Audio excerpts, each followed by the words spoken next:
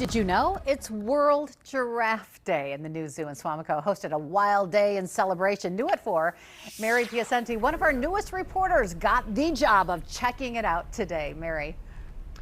That's right, Cammie. The new zoo and adventure park celebrated World Giraffe Day today with activities for the whole family.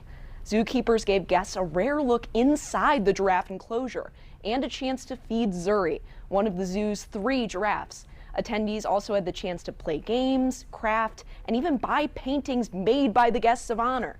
Proceeds from today's event are going towards giraffe conservation in Africa, a cause extra special to this zoo member. My wife that passed is one of her favorite animals, and we got one of their pictures painted by the giraffe today, just to help support them too. It's one of the zoo's largest conservation fundraisers and one of its most popular annual celebrations. Cammie?